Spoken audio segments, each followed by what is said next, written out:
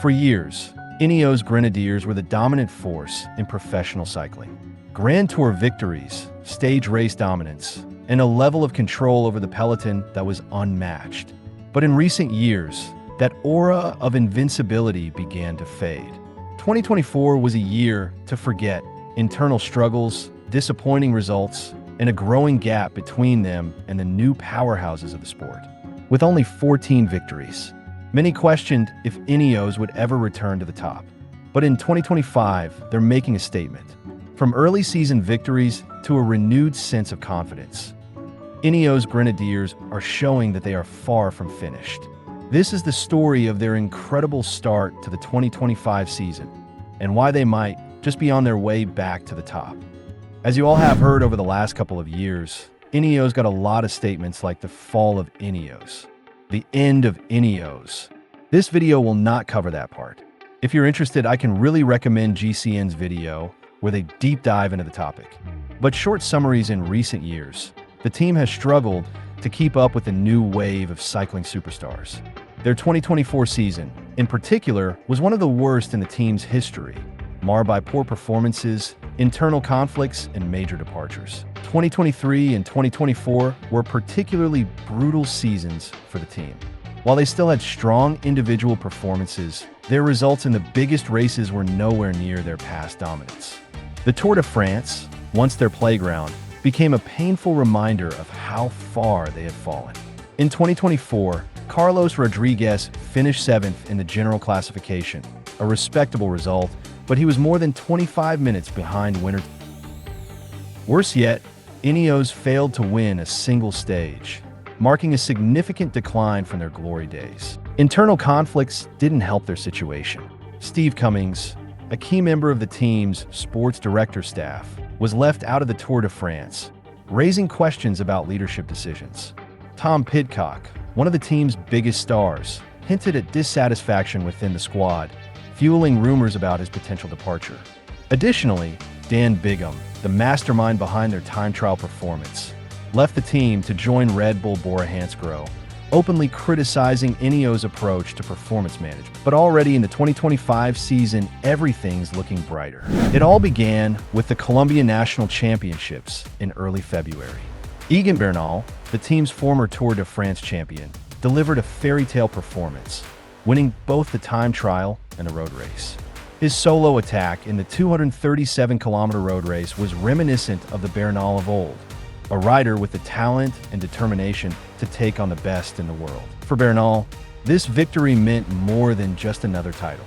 It marked his first road race win since his life-threatening crash in early 2022. After years of rehabilitation, setbacks, and doubts about whether he could return to his former level. But Bernal wasn't the only INEOS rider making headlines. Just 1 week later, at the Classic of Jaén, Michael Kwiatkowski demonstrated that his experience and tactical brilliance were still highly relevant in modern racing. The 169-kilometer course initially saw little action until the peloton reached the gravel sectors. Once the riders entered the narrow, winding roads, the race came to life. With 67 kilometers remaining, Egan Bernal, Tim Wellens, and Ben Tillett launched an early attack, setting the stage for a major battle between INEOS, UAE, and Visma. Each team had numerous tactical options at their disposal, and a dynamic pace soon followed. Although the initial breakaway was caught, the attacks kept coming. Kwiatkowski and Brandon McNulty broke away from the peloton and bridged up to the remaining survivors of the earlier move. Kwiatkowski powered through to claim a significant solo victory, a remarkable result for the former world champion. Then came the UAE Tour Time Trial, a short, flat, 12.2-kilometer effort that saw Britain's rising time trial star Josh Tarling absolutely dominate the field. The 21-year-old powered to victory with an average speed of 56.67 kilometers per hour, leaving rivals like Stefan Bissegger and Tadej Pogacar in his wake. Tarling's win wasn't just a statement for himself, but for INEOS as a whole. It proved that, despite all the struggles of 2024, their development pipeline was still producing world-class talent. Tarling said this, "From the end of last year, I had a bit of bad luck and kept coming into TTs with Remco. And so, yeah, I needed this.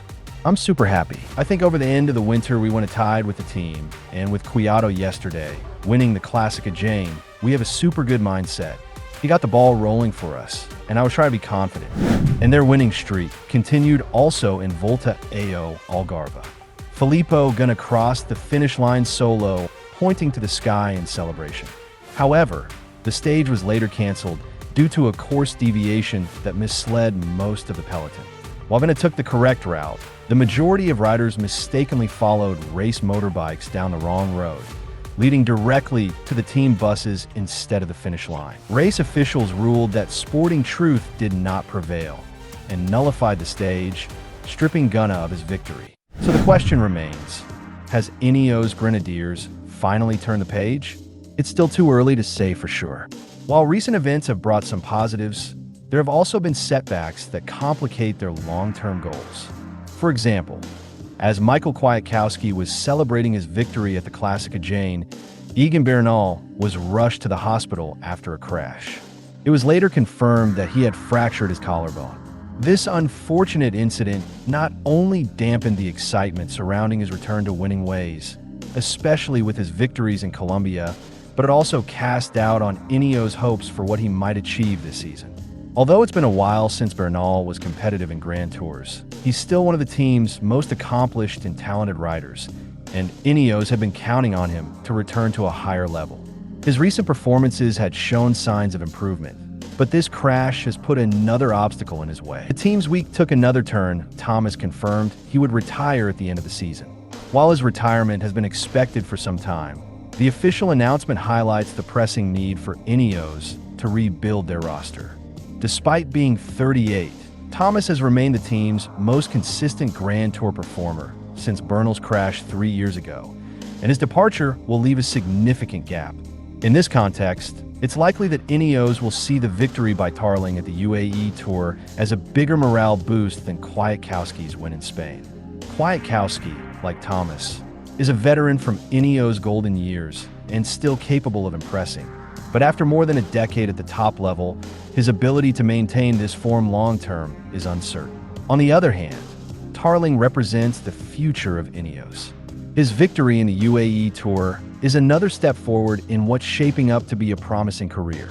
Last year, Tarling showed his immense potential, particularly in time trials, but narrowly missed out on medals at both the World Championships and Olympics. Looking ahead, Tarling is expected to focus on the classics this spring, joining the likes of Magnus Sheffield and new signing Bob Jungels to strengthen INEOS' cobbled classics lineup. However, stage races are still INEOS' main focus. Early signs this season have been mixed, with Carlos Rodriguez finishing 6th at his first race of the year. Additionally, the team is eager to see how new recruit Caleb Ewan performs in his first race at Settimana Internazionale Coppi e Bartali, where he'll be expected to secure sprint victories. The events of the last few days may prove to be a crucial turning point for INEOS, not necessarily marking a return to their former glory, but hopefully setting them up to be consistent winners once again.